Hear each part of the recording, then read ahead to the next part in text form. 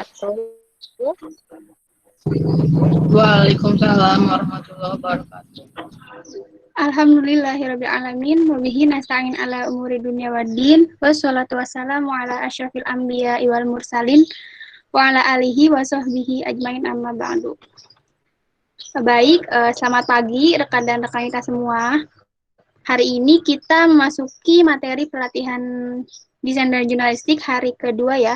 Sekarang kita ke materi jurnalistik, yaitu bagaimana cara untuk menulis berita. Oke, sebelum kita mulai acara ini, mari kita baca surah Al-Fatihah. Semoga acara pada hari ini bisa lancar dari awal sampai akhir. Ala haziniyah wa ala kulli niyatin sholihah ila hadrin nabi Al-Fatihah. A'udzubillahi minasyaitonirrajim. Bismillahirrahmanirrahim. Alhamdulillahirabbil alamin. Ar-Rahmanirrahim. Maliki yaumiddin. Iyyaka na'budu wa iyyaka nasta'in. Ihdinas siratal mustaqim. Siratal ladzina an'amta 'alaihim ghairil maghdubi 'alaihim waladdallin. Amin. Baik, untuk selanjutnya ada beberapa kata yang akan disampaikan oleh wakil komandan kita, yaitu wakil komandan Kismun. Kepadanya dipersilahkan.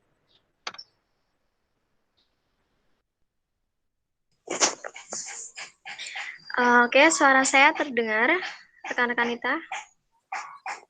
Terdengar, Wat. Terdengar.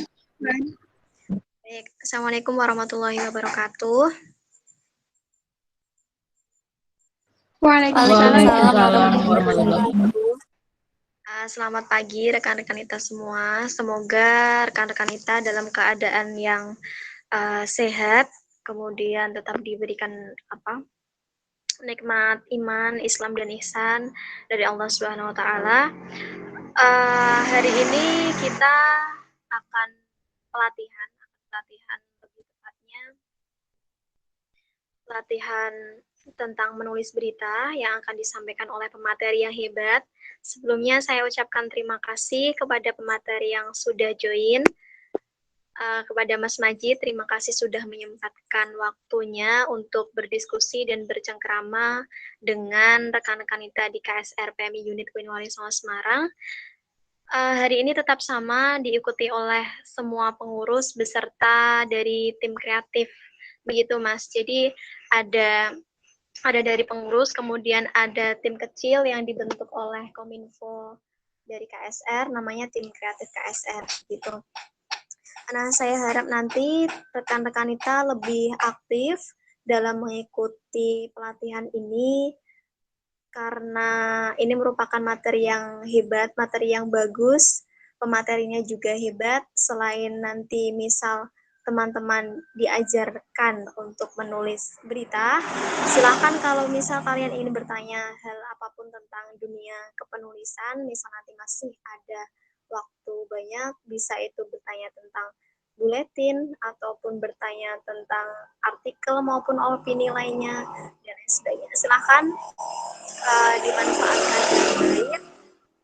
Maaf lagi karena komandan belum bisa menyampaikan sepatah dua patah kata karena masih ada beberapa urusan, tapi nanti komandan akan tetap mengikuti kegiatan hari ini. Dan saya juga mohon maaf karena mungkin saya hanya bisa ikut di pembukaan karena saya harus membuat video pembelajaran yang harus dikerjakan hari ini begitu. Silahkan dipersiapkan untuk kuotanya, dipersiapkan untuk semangatnya, mental maupun pertanyaan-pertanyaan yang masih mengganjal, mungkin ya, seperti itu. Mungkin sekian dari saya, cukup itu saja. Tetap semangat dan selamat berlatih menulis berita. Nanti mungkin dari pemateri bisa memberikan PR ya Mas, untuk teman-teman KSR agar nanti mereka lebih bisa eksplor atau lebih bisa menerapkan ilmunya setelah pelatihan ini. Terima kasih. Wassalamualaikum warahmatullahi wabarakatuh. Siamo. Tutti Fratelli. Waalaikumsalam warahmatullahi wabarakatuh. Terima kasih kami ucapkan. Untuk selanjutnya, yaitu kita langsung ke materi kita pada hari ini, yaitu menulis berita. Untuk acara selanjutnya, saya serahkan kepada moderator kita, Rekanita Alvina. Halo. Iya, Kak Aska. Oke. Sudah siap ya? Oke, baik. Untuk acara selanjutnya, saya serahkan kepada moderator kita. Kepadanya dipersilakan. Terima kasih kepada Rekanita Aska. Sebelumnya, apakah suara saya terdengar? Gak ada yang jawab. Terdengar. Gimana nih, udah pada siap belum untuk pelatihan menulis berita kali ini? Harus siap dong ya, soalnya kan materinya kece banget, parah sih. Sebelum ke materi, kita kenalan dulu ya sama pematerinya. Di sini saya Alvina sebagai moderator akan membacakan CV pemateri, yaitu Mas Syamsuddin Nur Majid. Tempat tanggal lahir Pati 25 April 1997, kewarganegaraan Indonesia, jenis kelamin laki-laki, agama Islam, dengan IPK 3,48. Alamatnya Jalan Wismasari 9, nomor A13 Ngalian, Kecamatan Ngalian, Kota Semarang. Nomor HP-nya bisa dicatat ya, kali aja nanti bisa sharing-sharing. 0856 4733 6502 dengan email majiddek@gmail.com. Pendidikan Biologi Universitas Islam Negeri Wali Songo Semarang. Tahun 2014 sampai 2020. Pengalaman kerja sebagai wartawan. Pengalaman teknis praktik lapangan susur lereng Gunung Prau Desember 2014. Aksi penanaman 1000 pohon Gunung Ungaran Februari 2018. Jambore Fotografi Mahasiswa Indonesia Agustus 2018. Program Liputan Energi Terbarukan di Dusun Candi Promasan November 2019. Pengalaman organisasi sebagai pemimpinan umum. Lembaga Pers Mahasiswa LPM Frekuensi FST Win Wali Songo Semarang 2016. Kemudian sebagai Ketua Badan Eksekutif Mahasiswa FST Win Wali Songo Semarang 2017.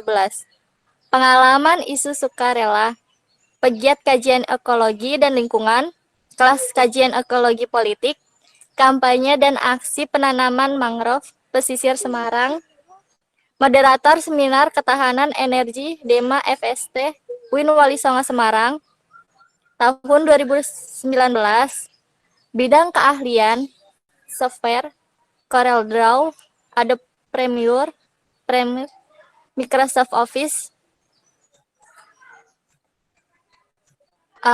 Kepada Mas Majid, waktu dan tempat kami persilakan. Silakan kepada pengurus bisa share screen materinya. Baik, terima kasih. Assalamualaikum warahmatullahi wabarakatuh. Waalaikumsalam. Waalaikumsalam. Halo teman-teman KSR, pada pagi hari ini apakah mendengar suara saya? Terdengar, Mas. Oke, baik. Untuk teman-teman panitia bisa screen share ya materi yang sudah saya buat untuk pelatihan jurnalistik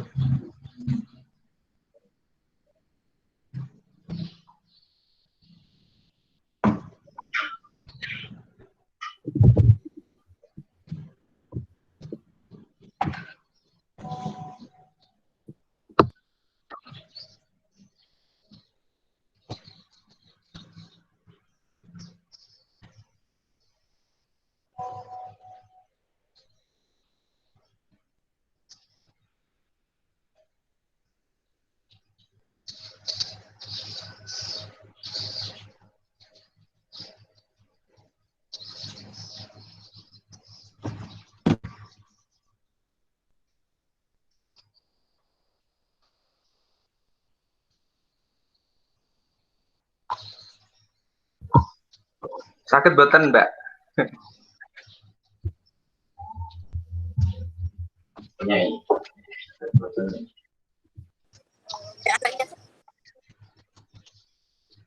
Atau saya share saja di sini coba nggih. Udah bisa, Mas. Udah bisa di-share screen sama panitia. Oh, nggih.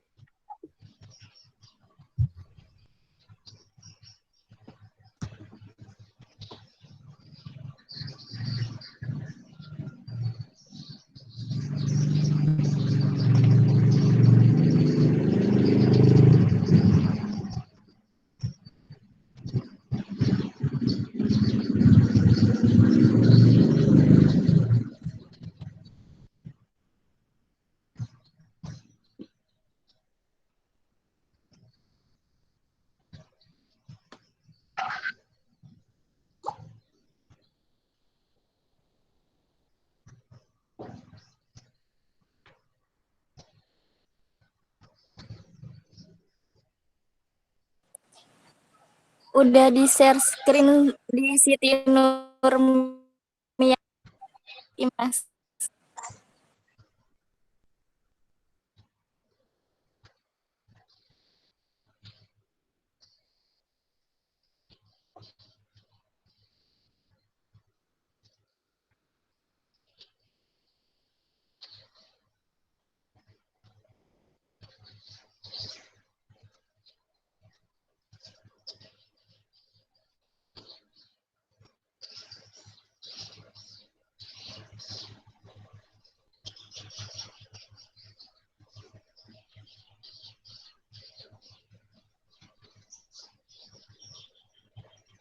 Kok di screenku belum ada nggih?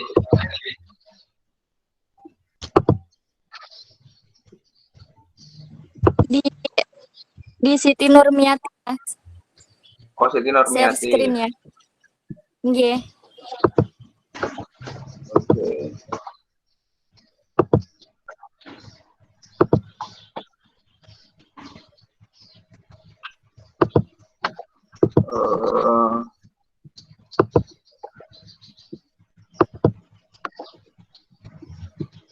Sebentar.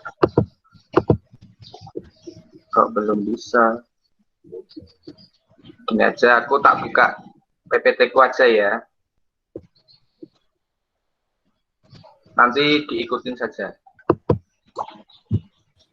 Itu nggih? Nggih, Mas. Oke. Baik, terima kasih. Assalamualaikum warahmatullahi wabarakatuh. Waalaikumsalam warahmatullahi wabarakatuh.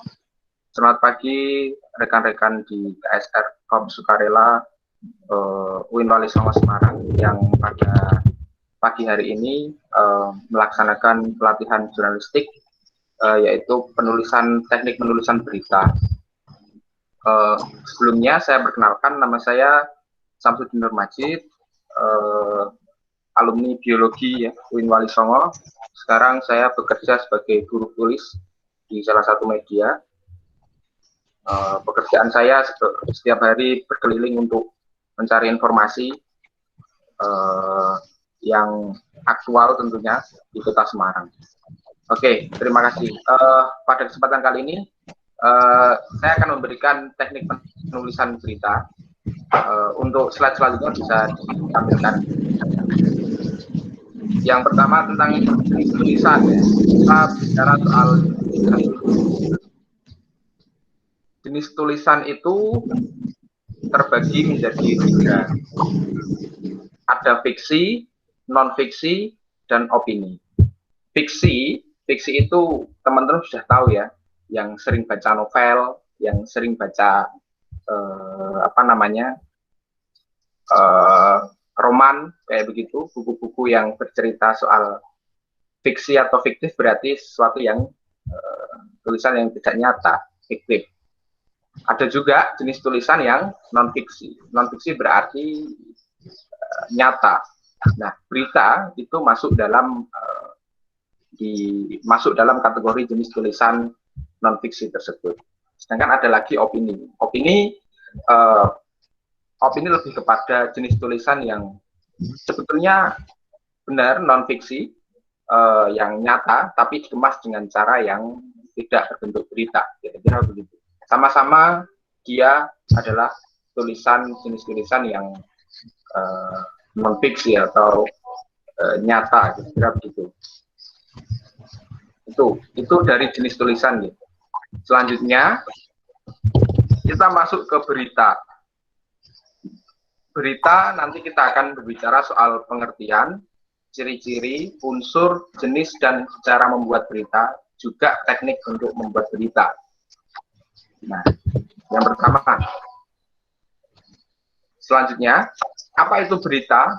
Berita adalah peristiwa yang diwartakan seseorang ke pihak lain. Namun, tidak semua peristiwa merupakan berita.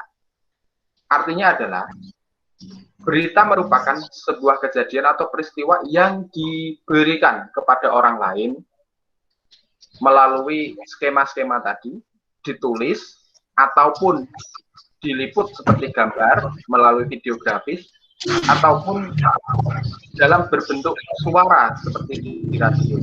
Kalau bentuknya audiovisual seperti televisi, kalau bentuknya tulisan seperti di koran, kalau bentuknya suara itu biasanya di radio. Namun yang harus digarisbawahi adalah tidak semua peristiwa itu mengandung berita. Artinya adalah bahwa tidak semua peristiwa itu tidak mengandung berita, contohnya seperti ini. Harus ada nilai berita, istilahnya begitu. Tidak semuanya merupakan berita. Contoh, saya meliput sapi ya. Istilahnya, mohon maaf, saya meliput seorang namanya teman-teman, saya meliput soal Regina misalkan. Tapi yang saya tulis adalah Regina adalah sosok manusia yang bernapas, seperti itu. Itu tidak merupakan berita karena manusia ya sejatinya, makhluk hidup itu sejatinya bernapas. Tidak perlu diberitakan karena itu sudah alamiah, seperti itu. Contohlah seperti seorang polisi makan di warung dan menghabiskan, seperti itu. Itu tidak termasuk berita karena ya kalau makan berarti habis. Kira-kira begitu. Harus ada nilai beritanya. Nilai berita yaitu seperti informasi terkait dengan misalkan penanganan banjir kalau di Semarang seperti itu. Penanganan banjir atau UIN Wali Songo yang sekarang mungkin lagi pembangunan tingkat akhir misalkan. Sudah proyeknya ISDB untuk pembangunan gedung baru itu sudah 100%. Nah, itu bisa bernilai berita. Ya, ingat ya, berarti peristiwa yang berita itu peristiwa yang diwartakan atau diberitakan kepada orang lain melalui bentuk multiplatform tadi, bisa tulisan, bisa suara, bisa video audio atau video. Namun tidak semua peristiwa atau kejadian itu merupakan berita, tergantung ada nilai beritanya itu tadi. Selanjutnya, nah, apa sih nilai-nilai berita itu yang harus dimiliki dari nilai-nilai berita? Yang pertama adalah dia faktual. Faktual berarti dia merupakan berisi tentang fakta ataupun kejadian di lapangan. Faktanya tidak boleh ngarang, tidak boleh berdasarkan asumsi, tidak boleh berdasarkan jari ini jari. Kira-kira begitu. Harus faktual. Faktual artinya ya, dia benar-benar kejadian. Contohnya, progres pembangunan UIN, gedung baru UIN Wali Songo sudah 100%. Dilihat dari bentuknya, bisa digunakan, memang benar-benar 100%. Tidak boleh jari ini jari. Jari ini jari adalah ya, ternyata kita memberitakan sudah 100%, ternyata baru satu gedung, misalkan seperti itu. Tidak boleh seperti itu, harus faktual. Selanjutnya, aktual. Aktual itu adalah sesuai dengan waktunya, sesuai dengan konteksnya, aktual ya. Contohnya seperti ini, berita kejadian, misalkan kecelakaan misalkan di Jalan Prof. Hamka, itu tidak bisa diberitakan sehari sebelumnya. Tidak bisa diberitakan sehari sesudahnya, sudah basi. Kalau diberitakan sehari sesudahnya berarti sudah basi, tidak menarik lagi. Harusnya berita aktual itu seperti kejadian harus hari itu juga, detik itu juga. Ada aturannya kurang lebih 5 jam setelah peristiwa itu harus tayang, harus diberitakan, kira-kira begitu. Aktual. Namun aktual pun tidak semuanya harus terjadi kejadian. Yang penting adalah masih relevan, kira-kira begitu. Sekarang mungkin masih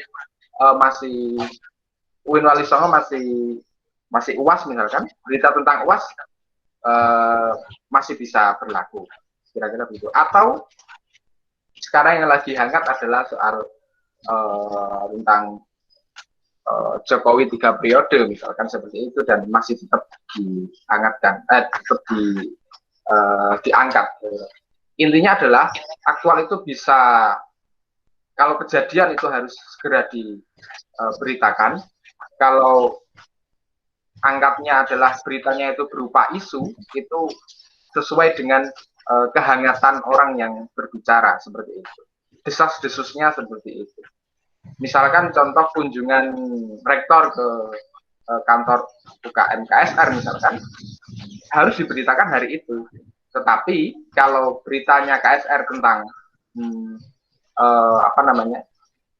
soal penanganan cepat tanggap misalkan, cepat tanggap soal penanganan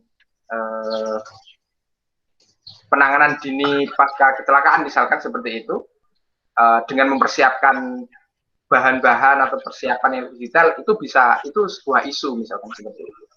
Akan lebih baik untuk ke depan dengan menyiapkan perangai-perangai soal cepat tanggap, ya, seperti itu. Intinya aktual adalah kalau kejadian itu harus segera diterbitkan, ditayangkan, diberitakan. Tetapi kalau bermainnya adalah sebuah isu atau desas-desus atau rencana, itu bisa sehari setelahnya atau selama isu itu masih hangat diperbincangkan, itu masih enak atau masih bisa dianggap berita. Yang selanjutnya adalah penting atau menarik. Ini yang bisa menjadi nilai berita yang bagus, yaitu nilai beritanya itu penting. Contohnya adalah KSR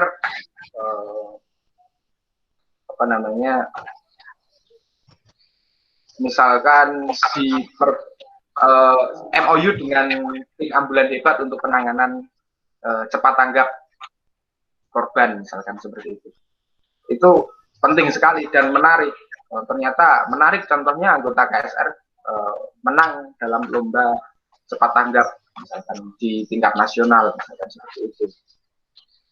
Mohon maaf ya kalau isu, maksudnya kalau KSR tidak menangani soal cepat tanggap, tapi kira-kira begitu ya yang saya tahu, Prof. Sukarela. Selanjutnya, okay.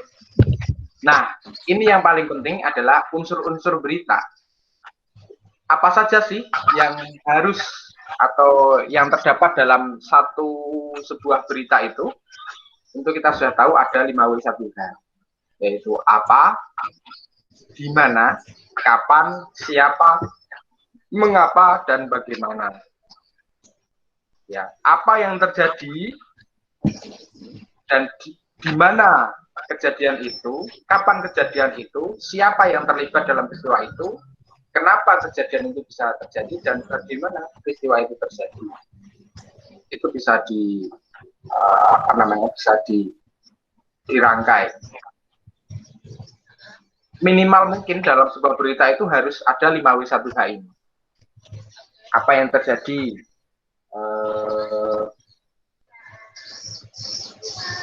pembangunan gedung baru di mana di belakang kompleks UIN Wali Songo, kapan tidak dibangun sejak tahun yang lalu, siapa saja yang terlibat, kenapa itu dibangun, ya karena untuk memenuhi kebutuhan fasilitas pendidikan, Dan bagaimana prosesnya dimulai dari ini. Nah, itu dijelaskan.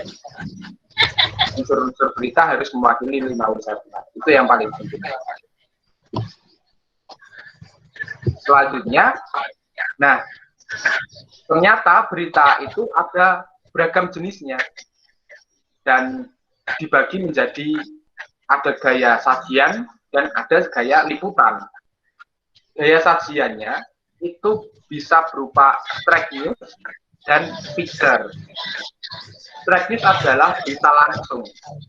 Contohnya seperti kejadian kecelakaan misalkan seperti itu, atau kejadian yang hari itu harus dinaikkan, kalau telat itu bisa basi, itu adalah track news. Atau tulisan yang atau berita yang singkat sudah mewakili unsur 5W1H ya, dan langsung diberitakan, itu track news. Ada juga feature berita tentang kisah. Ini biasanya lebih mengandalkan soal kedalaman dan kelengkapan. Contohnya seperti kisah berprestasi, anak KSR yang berprestasi. Nah, itu diceritakan mulai dari kisahnya, mulai awal jenjang ber-KSR sampai mendapat prestasi, itu berita-berita. Selanjutnya ada gaya liputan. Gaya liputan ada yang depth news. Depth news itu adalah gaya liputan yang mendalam. Lebih panjang sekali. Lebih panjang, tidak straight ya, tidak model yang pendek atau berita langsung, lebih lebih panjang dan lebih mendalam. Menggunakan narasumber lebih dari 3. Selanjutnya ada gaya liputan investigatif. Investigatif adalah gaya liputan yang bisa dikatakan dia sebagai detektif, dia menyamar untuk menjadikan untuk menggali fakta dalam berita itu. Banyak sekali contoh gaya liputan detektif investigatif ini. Seorang wartawan itu bisa menyamar dengan bagaimanapun caranya harus mendapatkan fakta di lapangan bahwa hal itu terjadi. Contohnya adalah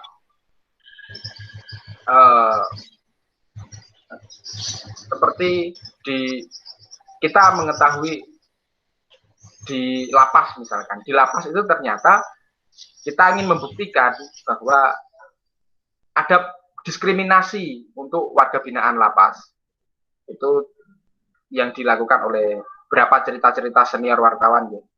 Contohnya seperti itu. Dia ingin menggali fakta, ingin menunjukkan fakta bahwa ada diskriminasi bagi warga binaan.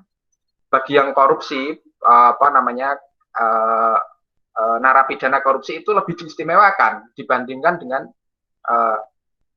narapidana yang kriminal. Contohnya seperti mencuri atau apapun. Dia ingin melihat bahwa di dalam lapas itu ternyata benar ada diskriminasi, bahwa untuk napi korupsi itu lebih diistimewakan. Satu kamar hanya isi berdua, kelengkapannya ada kasur, misalnya, ada kulkas. Sedangkan yang kriminal dalam satu kamar sel itu bisa lebih dari 10 orang dan berjubel, tidak ada fasilitas, hanya tidur di kasur misalnya. Ini secara kemanusiaan ini jelas melanggar. Ya, tentunya sebagai lembaga pemasyarakatan, lapas itu harus memberikan hak jaminan untuk hidup misalnya seperti itu. Dan apa yang dilakukan oleh kawan saya tadi, wartawan senior itu, dia menyamar sebagai petugas lapas dengan mengaku sebagai artinya dia mengaku sebagai perwakilan dari Kementerian Kemenkumham untuk melakukan monitoring. Dia membawa seragam, dia membawa sepatu, layaknya dia pegawai. Sebetulnya dia wartawan. Sehingga untuk bisa masuk ke dalam lapas itu, dia harus menyamar seperti petugas. Namun, itu kan istilahnya adalah dia tidak berbohong. Dalam artian tidak berbohong, dia ingin mencari fakta dan dengan cara seperti itu. Dia menyamar. Nah, gaya liputan investigatif itu lebih kepada menyamar. Jadi kalau ketemu orang di jalan, kemudian dia bersosok gembel tapi bertanya-tanya tentang kamu misalkan, jangan-jangan dia adalah seorang wartawan investigatif, atau dia jangan-jangan seperti intel.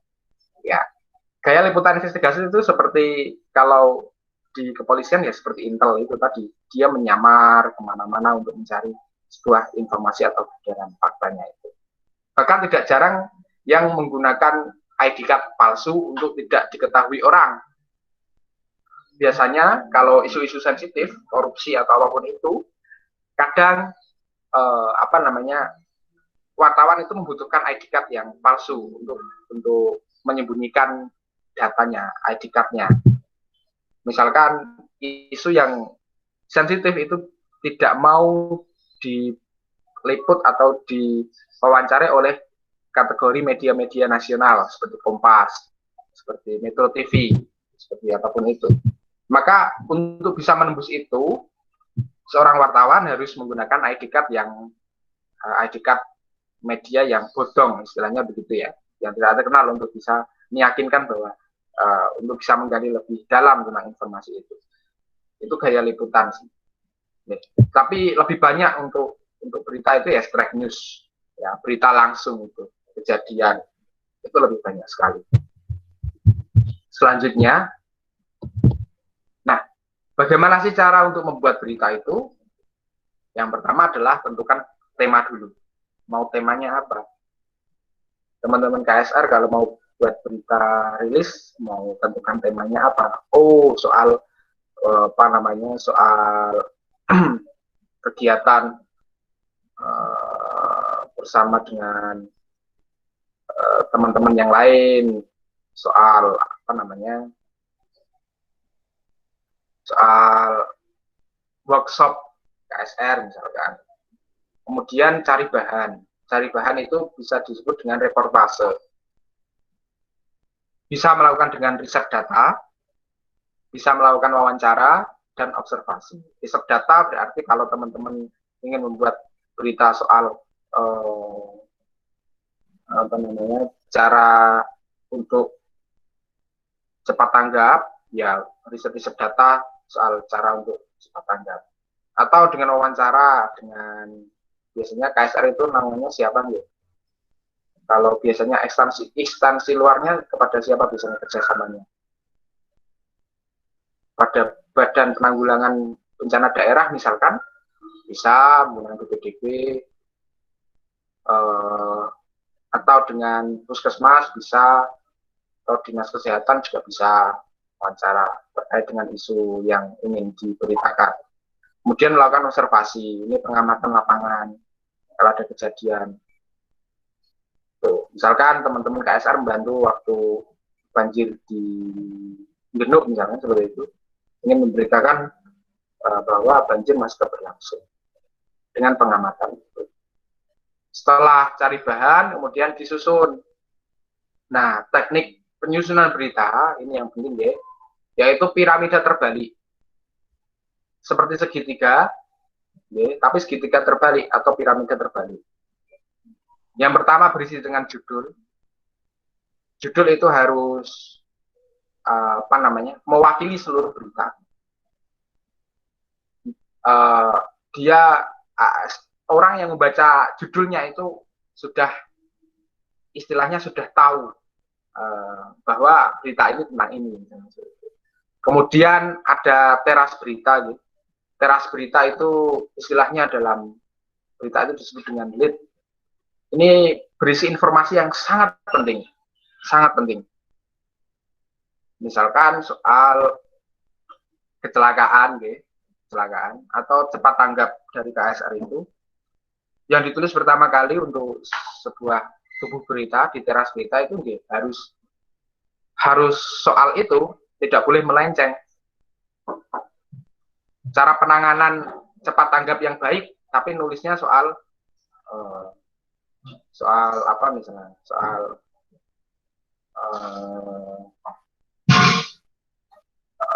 ya yang pasti teras berita atau yang memiliki arti sangat penting itu harus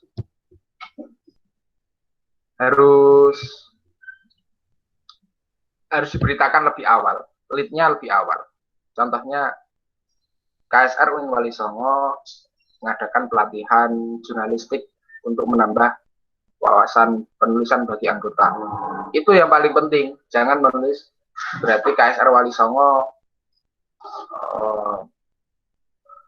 melakukan pelatihan, istilahnya itu yang paling penting. Hal apa yang ingin disampaikan, kira-kira begitu.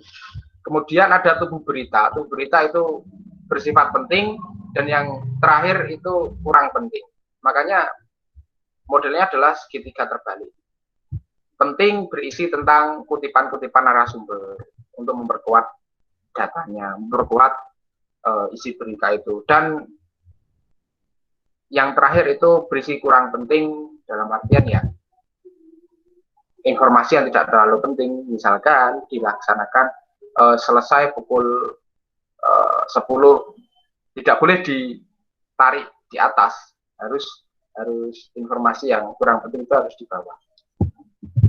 Dalam berita tidak ada kesimpulan, karena kalau ada kesimpulan berarti itu ada opini penulis atau ada intervensi dari wartawan untuk seorang penulis berita untuk menyertakan idenya.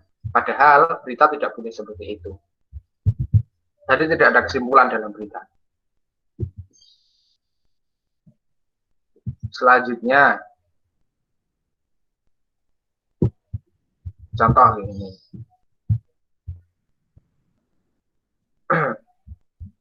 Ada berita, itu saya screen. Ini contohnya di media online ya. Ada kompas.com. Jokowi akan beri perhatian kepada pesantren dan santri. Ya. Ada 3 bagian itu. Yang pertama ada judul, kemudian foto, dan kepala berita. Judul berisi atau dia harus jelas, bukan pendapat ya, mewakili isi berita tadi. Tidak ada batasan kata. Kalau di media online itu tidak ada batasan kata. Umumnya tak terlalu panjang sih memang. Tapi kalau di media cetak, koran, itu biasanya harus ada batasan karena untuk biar tidak melebihi ruang. Istilahnya begitu. Kalau media online biasanya lebih panjang. Jokowi akan beri perhatian kepada pesantren dan santri. Foto harus mewakili isi berita. Objeknya jelas, siapa saja. Kalau yang disebut adalah Pak Jokowi, harus ada Pak Jokowi. Kemudian ada santri, berarti ya, pesantren berarti di suasana pesantren dan ada santri. Fotonya, captionnya harus jelas. Kemudian kepala berita, biasanya ada keterangan media ya, tapi itu kondisional. Paragraf pertama atau lead tadi yang saya katakan tadi, yang berisi tentang informasi paling penting, itu berusaha harus menjawab 5W1H. Istilahnya harus bisa merangkai tulisan yang di awal paragraf itu harus lead itu harus terangkai semuanya 5W1H. Seperti ini. Menyambut Hari Santri Nasional pada 23 Oktober, Presiden Joko Widodo berkunjung ke sejumlah pesantren di Jawa Tengah pada Jumat 19 Februari 2018. Nah, seperti itu. Jadi sudah ada siapa sih Presiden Jokowi berkunjung ke pesantren. Kemudian kapan? Ya, tanggal Jumat itu. Ya. Kemudian untuk mengapa dan bagaimana ini dijelaskan dalam tubuh berita, dalam bawahnya itu. Selanjutnya, nah, yang paling penting dalam berita, penulisan berita itu harus ada kutipan langsung dan tidak langsung, ya. Kutipan langsung dan tidak langsung. Kutipan tidak langsung itu berarti seorang penulisnya itu menuliskan ulang perkataan dari narasumber. Kita kan sudah wawancara, misalkan seperti itu. Sudah wawancara dan kita sudah mendapat datanya. Untuk kutipan tidak langsung itu penulis menuliskan kembali apa yang dikatakan oleh narasumber atau memparafrase, kira-kira begitu. Membahasakan ulang perkataan narasumber. Contohnya seperti ini. Dalam berita Ponpes Girikusumo gelar doa bersama 40 hari meninggalnya personel Seventeen ya. Itu judulnya ya. Kemudian untuk lead-nya ya, seperti tadi, lead awal ya. Awal berita itu harus sebisa mungkin harus berunsur 5W1H. Ponpes Girikusumo Kabupaten Demak menggelar doa 40 hari pada Kamis ya. Itu siapa sih personel Seventeen ya yang terkena musibah waktu manggung itu. Kemudian kutipan tidak langsungnya adalah pengasuh pondok pesantren Girikusumo Kiai Haji Munif Zuhri atau Mbah Munif menjelaskan doa bersama digelar karena ada kedekatan antara para personel Seventeen dengan jamaah Muji Nabi. Itu. Pada waktu itu, Mbah Munif mengatakan, pada wawancara, Mbah Munif mengatakan bahwa doa bersama ini karena ada kedekatan personel Seventeen dengan jamaah Muji Nabi atau Jamuna itu.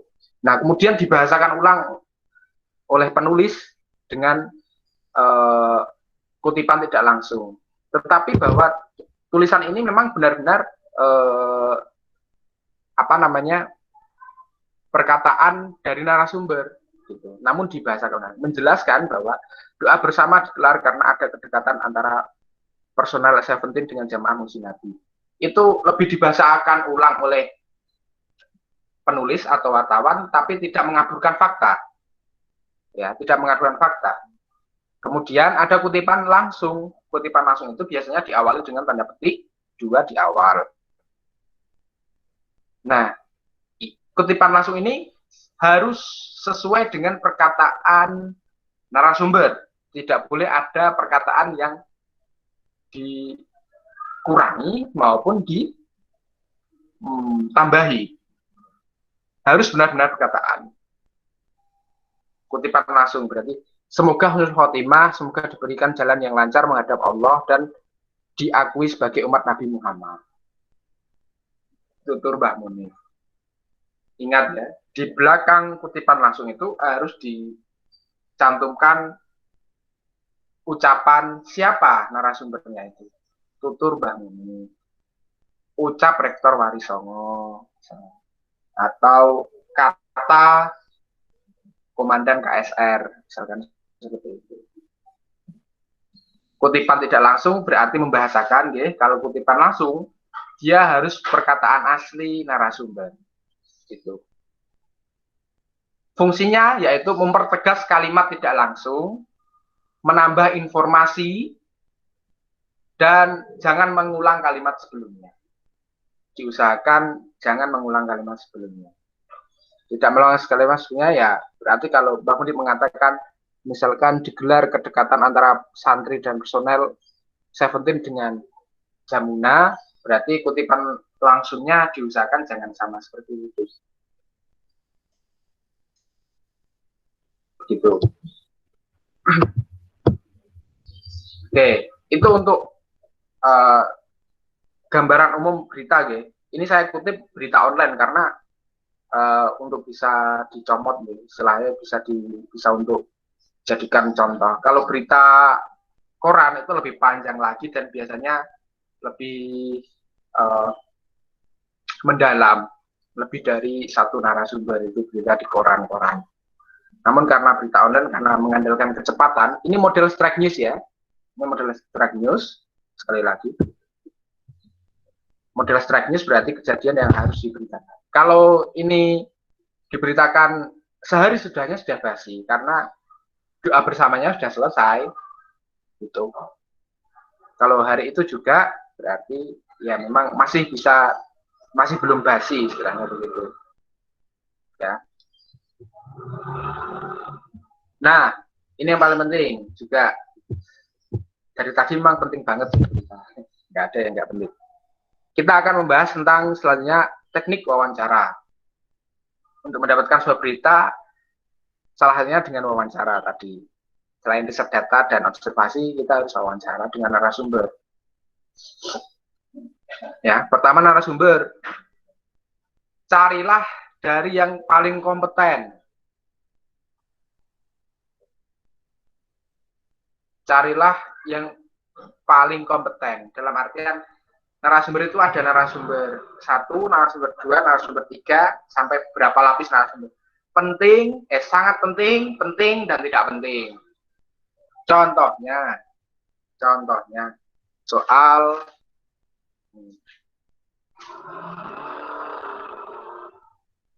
jumlah COVID-19 ya. Jumlah COVID-19 di Kota Semarang. Yang paling kompeten untuk membicarakan jumlah infeksi COVID yang terkonfirmasi itu adalah Dinas Kesehatan. Maka yang paling kompeten adalah Kepala Dinas Kesehatan Kota Semarang. Misalkan seperti itu. Kalau tidak bisa wawancara dengan kepala dinas, bisa narasumber yang kedua atau penting. Biasanya Satgas COVID itu bisa. Atau yang paling tidak penting ya dengan pantuan data siaga corona itu bisa diupdate. Namun usahakan kepada narasumber yang paling penting. Narasumber yang paling penting siapa saja sih? 1, tokoh publik seperti kepala daerah, presiden, gubernur, wali kota, bupati. Itu tokoh utama karena dia adalah pemegang istilahnya dia adalah narasumber utama untuk sebuah wilayahnya. Dia yang dia yang mengampu betul istilahnya pemegang penuh kekuasaan di suatu daerah tersebut. Itu. Jadi pilihlah narasumber yang kompeten dulu, baru step-stepnya lebih umum, lebih gampang.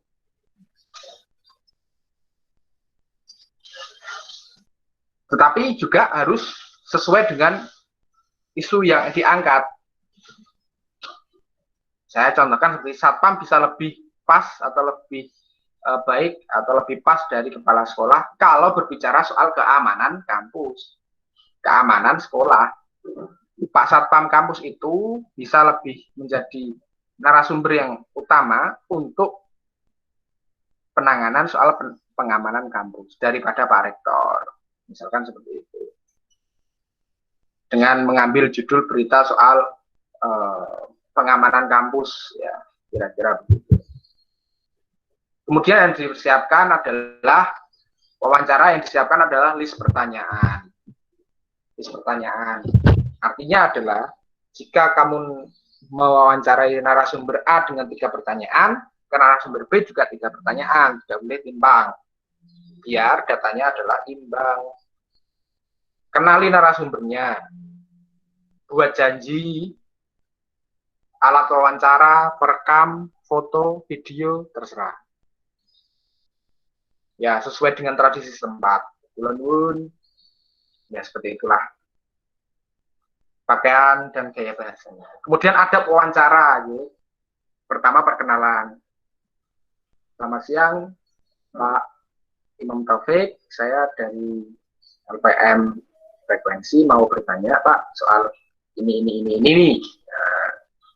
Seperti itu. Atau, mohon maaf, Pak, saya dari KSR Wali Songo, Pak, mau tanya soal kelanjutan untuk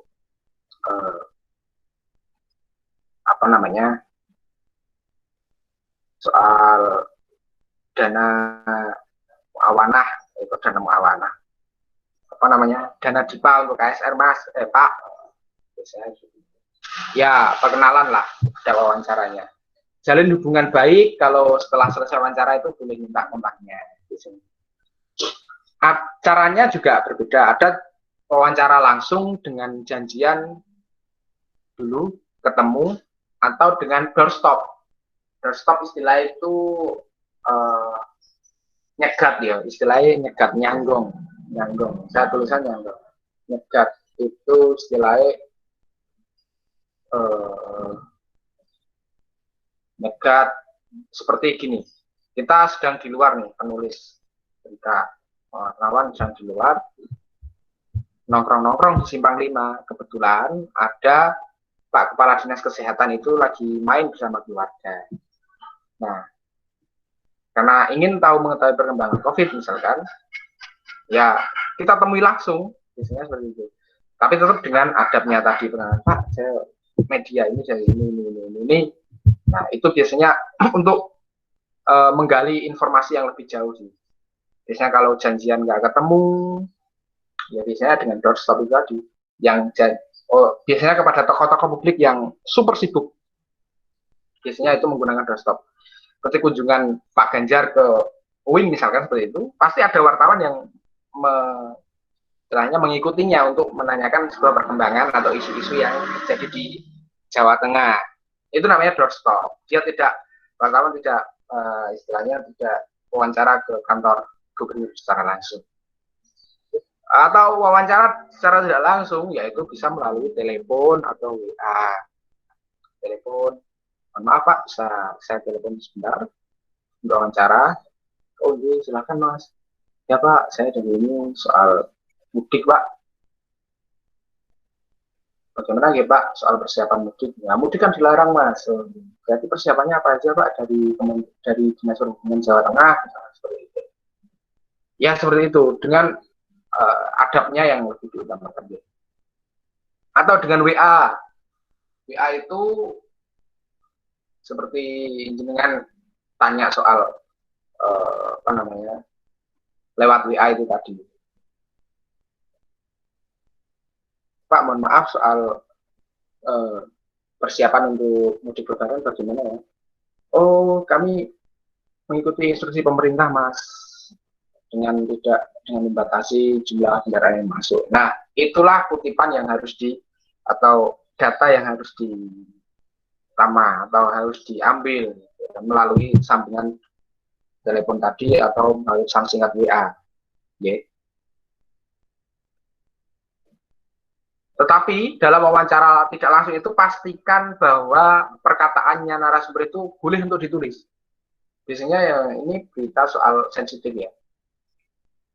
Biasanya si wartawan itu dikasih tahu bahwa ini off the record loh Mas. Off the record adalah artinya dia tidak boleh, bisa jadi tidak mau dicantumkan narasumbernya, bisa jadi perkataan yang sepersekian tadi, ada beberapa kalimat itu untuk dipotong, tidak ditampilkan. Cukup menjadi informasi bagi seorang wartawan. Itu off the record. Misalnya masalah yang sensitif soal anggaran atau apapun, tak kasih tahu Mas, tapi jangan tulis gitu. Off the record saja. Nah, itu namanya off the record. Tidak boleh ditampilkan. Atau tak kasih tahu Mas, tapi jangan tulis nama saya. Cukup pegawai saja. Gitu. Misalnya gitu, tidak boleh. Karena wartawan itu berhak untuk melindungi narasumber. Apabila itu konten beritanya yang sensitif. Seperti itu. Gitu.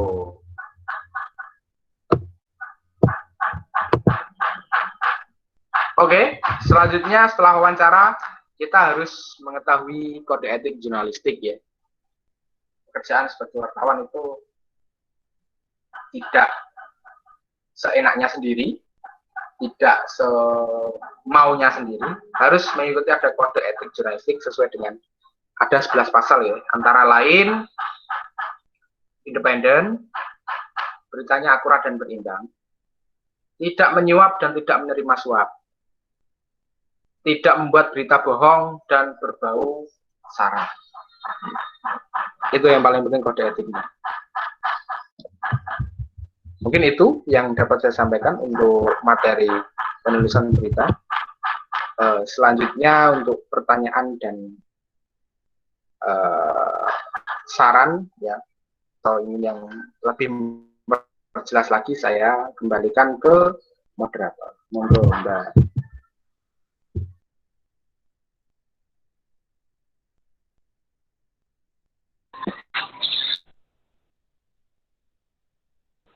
Baik, terima kasih kepada Mas Majid. Silakan kepada rekan dan rekanita yang ingin memberikan kritik dan saran dan pertanyaannya.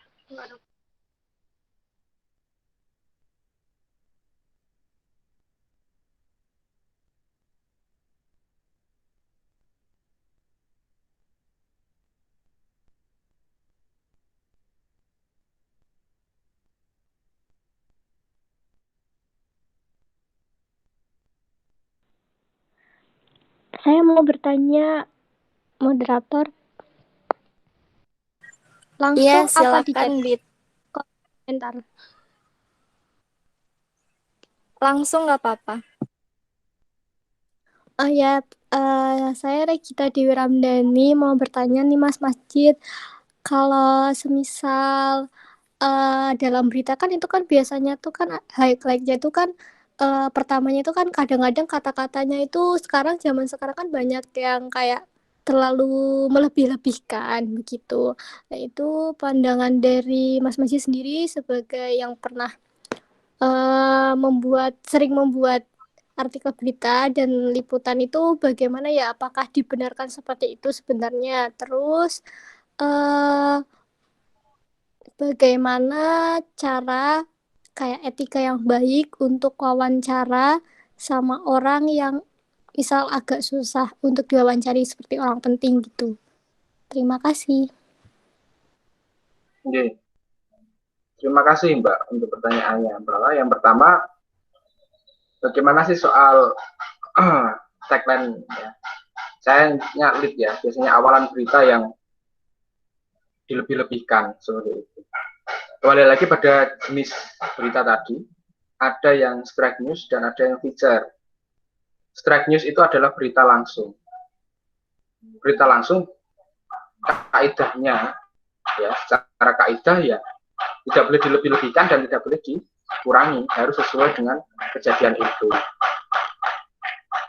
Usahakan dengan bahasa baku, tidak banyak mengandung imbuhan, ya harus istilahnya tegas, artinya tidak boleh menambah-nambahi seperti saya contohkan seperti ini. KSR UIN Wali Songo menggelar pelatihan jurnalistik untuk kemampuan menulis anggota. Titik.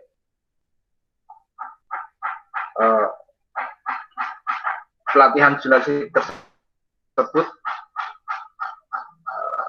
berlangsung pada titik dan sebagainya. Nah, istilahnya adalah menggunakan bahasa-bahasa yang tegas, langsung, ya, tidak banyak imbuhan. Tidak banyak imbuhan ya berarti KSR UIN Wali Songo menggelar pelatihan jurnalistik dengan menggandeng ini dengan yang sehingga pembaca itu kemudian istilahnya tidak menikmati bahasa kita untuk menuliskan berita. Itu strike news. Tetapi kalau feature ya, yang saya tahu ya, feature itu bisa menggunakan biasanya lebih kepada sastra. Maka bisa dikatakan biasanya yang lebih menggunakan feature itu salah satunya majalah Tempo atau buka berita Tempo, itu diawali dengan sebuah suasana dulu. Boleh saja. Tapi kan karena beritanya itu feature, bukan berita kejadian ya. Berita feature ya seperti kisah tadi soal kisah mantan narapidana atau apapun itu, atau kisah-kisah seorang yang berprestasi, kan tidak mungkin kemudian bahasa awalnya yang tegas. Contohnya ya seperti Afwan Giri Firdaus, seorang anggota KSR yang berprestasi gitu. Dan itu terkesan monoton gitu. Tapi kalau bercerita soal berita feature, dia harus mengelaborasi. Dia harus istilahnya improve.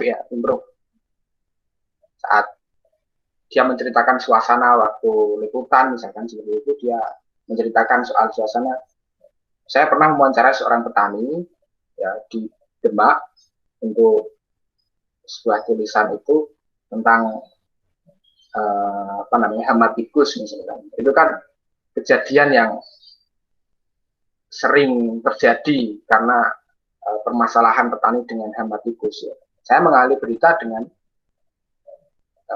suasana dulu, menceritakan suasana. Sore itu di sebuah gubuk ditemani 3 petani sedang selesai menggarap sawah. Gitu. Saya menceritakan seperti suasana yang ada di sana waktu wawancara itu, dan itu boleh, itu feature. Sekali lagi itu lebih kepada feature atau berita-berita yang istilahnya tidak kejadian atau berita isu, itu boleh. Untuk yang kedua tadi apa nih? Yang kedua soal bagaimana itu Mas etika yang baik dan benar untuk meminta izin liputan atau wawancara sama orang-orang yang sibuk atau penting gitu, pejabat-pejabat penting. Etikanya tuh lebih baik soal bagaimana apa? izinnya dan tata cara yang baik lah gitu, sopan santunnya gitu. Apa yang harus dihindari begitu, dan proses izinnya biasanya gimana?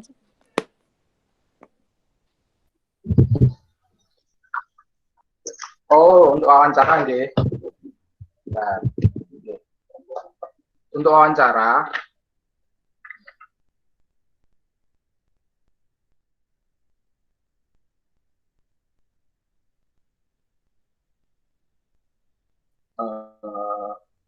kalau secara langsung menemui wawancara atau narasumber, kemudian yang tidak langsung itu melalui telepon atau WA. Adab-adabnya ya sama seperti kita bertamu lah. Intinya kita harus mencari informasi itu, tidak terkesan dalam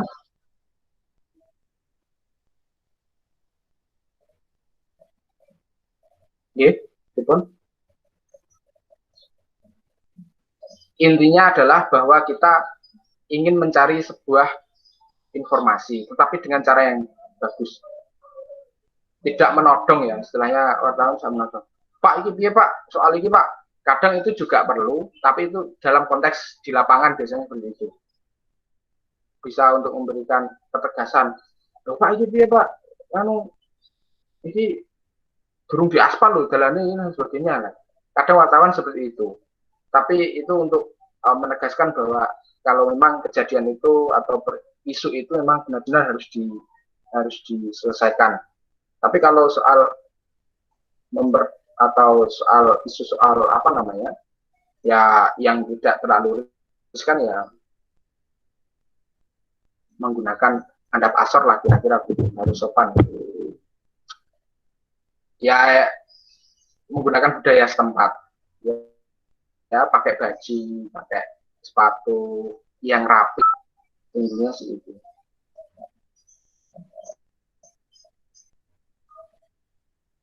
Ada lagi? Ada Mas di kolom komentar. Pertanyaan dari Mas Habibi. Bagaimana Mas kalau kita liputan berita sambutan tokoh pas acara gitu? Oh ya, liputan tokoh pas acara gue bisa biasanya ya sambutan tokoh pas acara itu kita bisa mengambil kutipan dari seorang itu saat berpidato. Dia memberikan sambutan, itu boleh kita kita ketik dan kita jadikan sebagai perkataan, sebagai data utama. Tetapi kadang orang saat di mimbar itu tidak bisa powerful, istilahnya powerful itu tidak bisa luas seperti kita ngobrol. Nah, diusahakan setelah acara biasanya itu teman-teman wartawan itu menunggu di luar forum, ya, di luar kegiatan, kemudian dengan cara nyanggong tadi, ngegat istilahnya, terus diajak ngobrol. Pak, mohon maaf Pak, tadi yang disampaikan kan soal ini itu titik tekannya pada mana sih Pak? Gitu. Saya pernah meliput soal ini, seperti Dr. honoris causa kemarin, Haji Muhajir, siapa itu yang dari Jawa Timur itu. Setelah menyampaikan pemaparan sambutan, kami dan teman-teman media juga selain ngobrol dengan wawancara langsung, doorstop tadi. Pak, ini tekannya untuk presentasi Bapak seperti apa sih? Nah, dia akan narasumber akan memberikan secara jelas, luwes dan mendalam apa yang dikatakan. Kalau hanya pidato kan hanya formalitas seperti itu. Diusahakan bisa ditemui dan diajak ngobrol. Gitu Pak. Selanjutnya, bagaimana sih cara ngelihat berita yang benar-benar real dan enggak? Biasanya kan semua berita, terus banyak yang bikin berita lain, misal di internet. Tapi tujuannya sama. Nah, kita kan bingung yang mana yang benar, yang akurat, itu cara ngelihat yang benar-benar real gimana? Yang pertama, bisa dideteksi dengan medianya dulu. Kalau medianya benar-benar, ya berarti insya Allah yang diproduksi produksi berita itu dari media itu memang benar-benar terkonfirmasi. Berita yang baik yaitu berita yang terkonfirmasi. Terkonfirmasi adalah berita yang memang benar-benar dari narasumbernya, tidak dari hasil jari-jari atau bahkan hoax. Karena hoax juga diproduksi ya. Tetapi kalau notabene media-media sekelas nasional, contohlah Kompas, Detik.com, Liputan 6, Metro TV, misalnya, Medcom.id, atau Tribun, atau Suara Merdeka, saya yakin mereka memproduksi berita-berita yang berkualitas dan benar-benar kejadian. Tapi kalau berita yang, mohon maaf, yang kita bisa identifikasi terlebih dahulu dengan mengklik ya. Pertama klik lihat ini berita. Portal berita apa sih, siapa sih, dengan memberikan nama misalkan Jateng Juara atau Cakrat atau apapun lah. Karena media online itu banyak sekali dan memang benar produksi berita yang tidak real itu memang benar diproduksi karena untuk kepentingan tadi, untuk menyebar hoax dan sebagainya. Tapi itu kan menyalahi kode etik dan memang ya biasanya untuk mengeruk keuntungan saja sih, biasanya seperti itu. Yang pertama itu ya, melihat dari sisi medianya terlebih dahulu. Sekelas Tempo misalkan tidak mungkin memberitakan bohong karena independensi Tempo dan cara kerja Tempo itu luar biasa. Salah satu media yang masih mengedepankan independensi, atau Kompas yang tingkat nasional itu yang bagus. Di Jawa Tengah seperti Suara Merdeka dan Tribun seperti itu. Yang kedua soal isi berita dengan melihat narasumbernya. Kalau narasumbernya seperti tadi yang tidak narasumber yang kompeten tadi, yang level 1, level 2, level 3, kalau berisi tentang level 2, level 3 ya bisa dianggap kurang valid lah. Tapi kalau memang narasumbernya itu A1, narasumber utama, ya itu berita-berita yang real. Yang pertama itu dari media dan isi beritanya. Biasanya yang menjebak itu memang dengan judul yang fantastis ya, wow, atau sadis ya. Ya tujuannya untuk clickbait sih. Ya meskipun tidak selamanya media yang mainstream tadi yang terkenal itu luput, tidak mungkin semuanya benar, pasti ada salah satu yang salah atau salah satu kejadian yang dia salah misalkan, ya tidak semuanya. Tapi yang paling penting itu tadi, yang pertama soal medianya, yang kedua soal isi beritanya, itu yang benar. Monggo yang lain.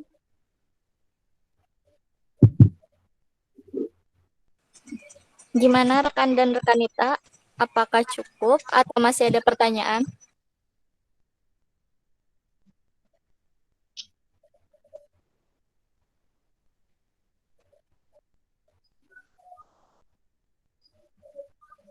Punya website nggak sih KSF? Punya. Ya itu diisi lah konten-konten, diisi nulis berita atau nulis opini soal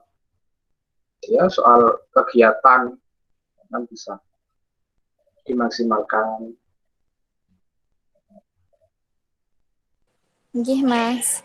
Terima Karena kasih. sekarang serba online. Ya, siap.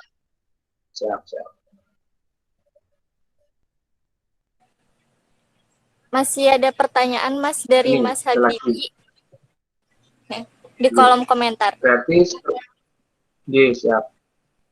Berarti setelah ia memberikan sambutan, kita perlu konfirmasi. Kalau tidak melakukan konfirmasi, gimana?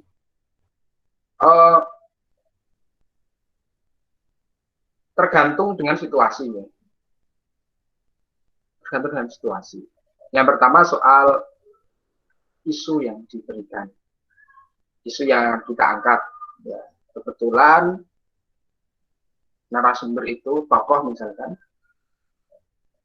pasti dia sambutan di sebuah acara itu kan sesuai dengan tema yang diangkat dalam peristiwa itu atau dalam kegiatan itu.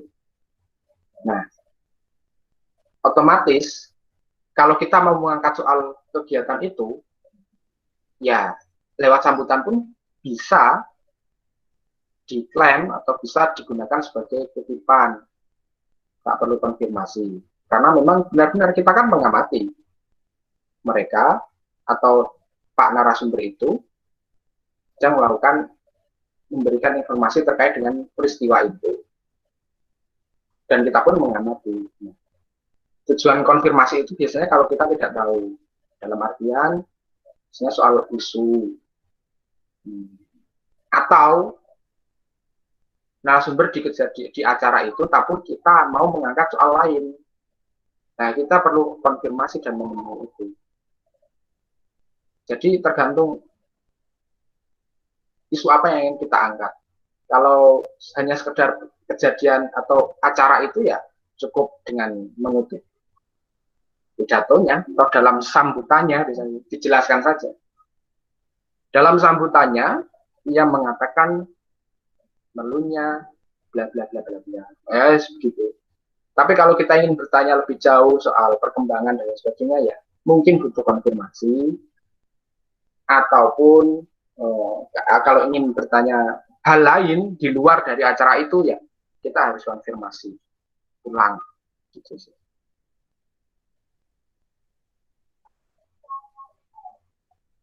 Monggo yang lain.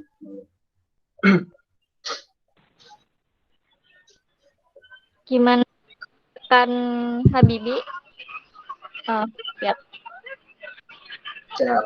Nggih, matur suwun. Nggih.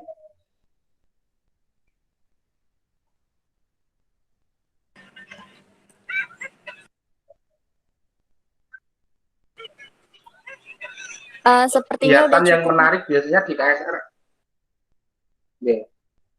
KSR Gimana? biasanya membidangi masalah apa ya? Saya juga belum. KSR itu UKM yang bergerak di apa nih? Cepat tanggap tadi nih. Atau hal lain.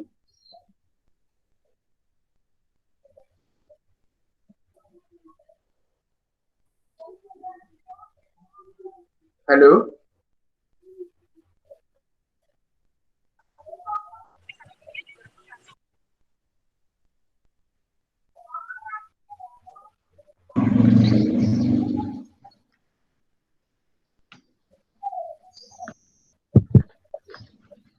UKM KSR ini kayak Jadi kalau bergerak cukup di bidang tidak masalah bisa kemanusiaan, dilanjutkan. Saya Mas. kembalikan ke moderator. Mungkin itu yang bisa saya.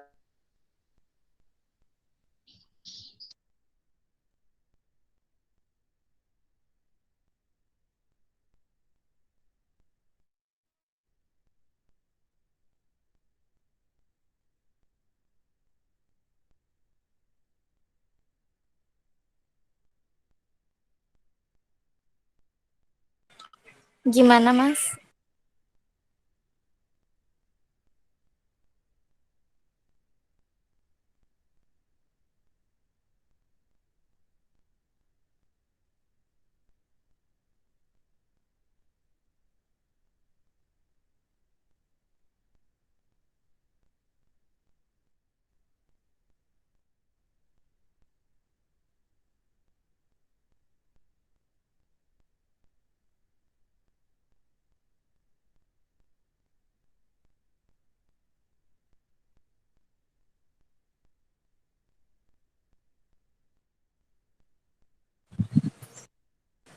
Gimana, Mas?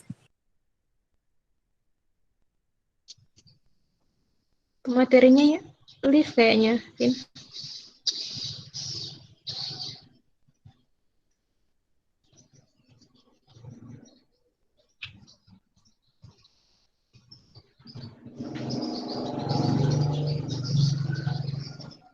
Iya, sepertinya ada kendala sinyal.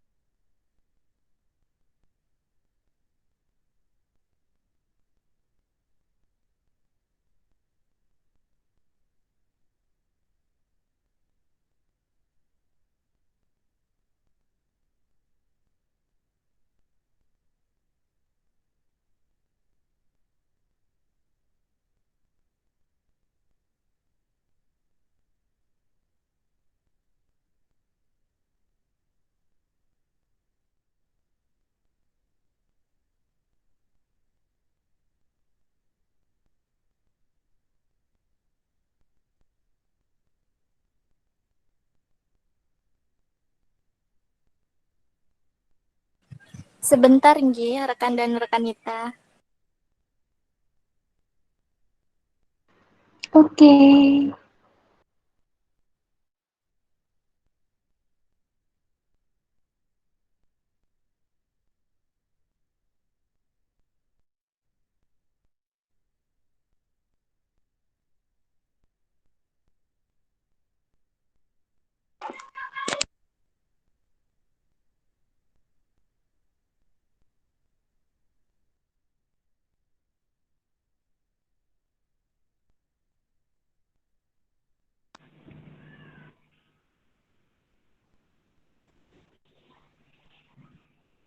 Halo.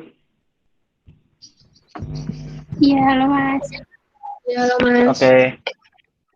Jadi ada yang ditanyakan lebih lanjut soal penulisan berita, monggo.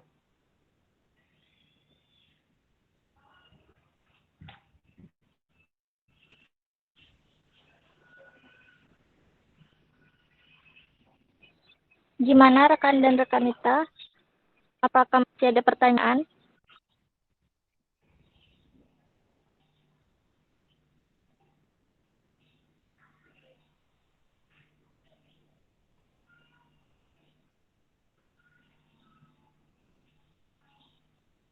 Sepertinya udah cukup, Mas. Oke. Ya, kalau sudah cukup berarti saya akhiri saja, nggih. Berarti yang intinya bahwa menulis berita itu tidak bisa dimulai kalau tidak langsung menulis. Jadi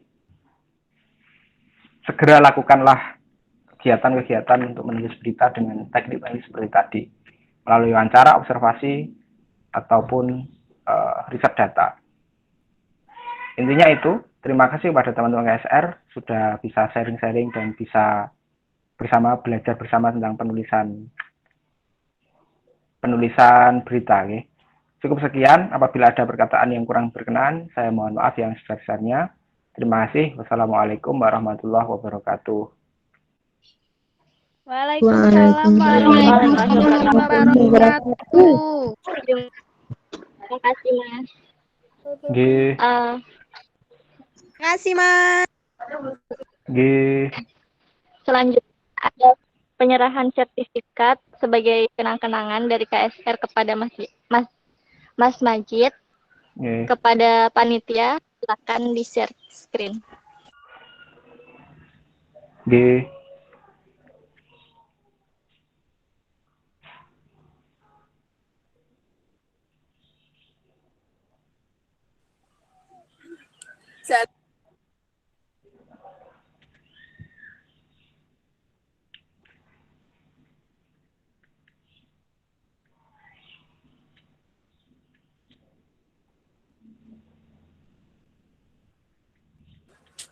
Terima kasih kepada Mas Majid atas materinya yang sangat luar biasa.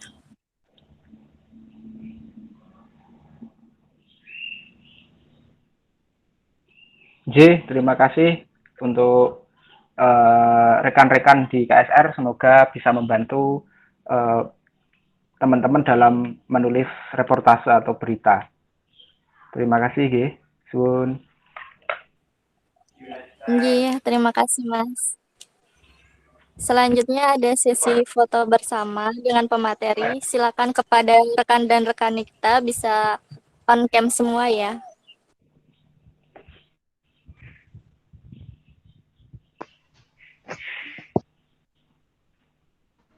Yuk, on cam yuk. Silakan kepada operator bisa dipandu. Dihitung ya.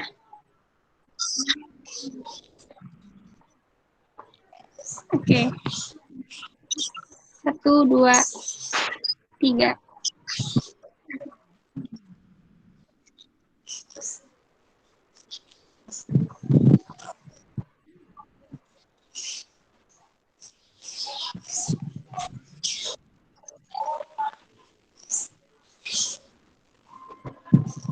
Sebentar lagi, ntar dulu.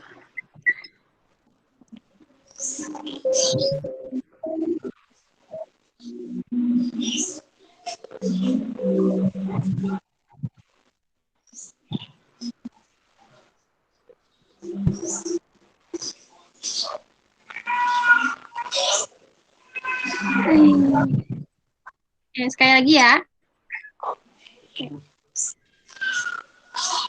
1, 2, 3.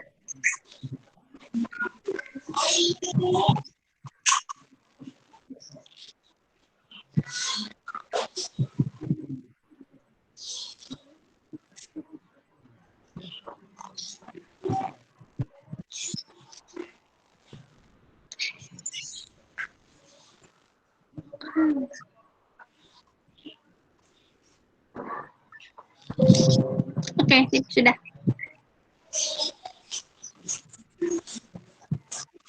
Sun, terima kasih. Izin untuk keluar, G, teman-teman. Oke, Mas. Terima kasih banyak, Mas. Oke, Mas, makasih.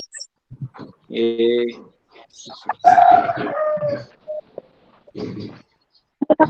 kasih.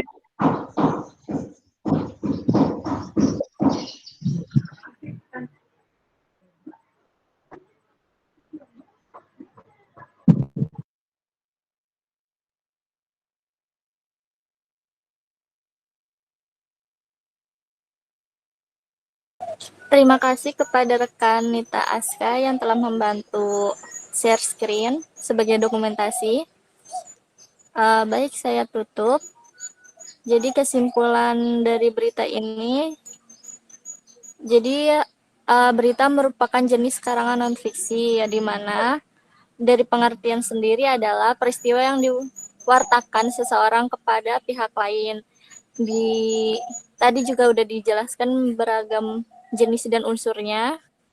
Kurang lebihnya mohon maaf. Wabillahi taufiq wal hidayah. Wassalamualaikum warahmatullahi wabarakatuh.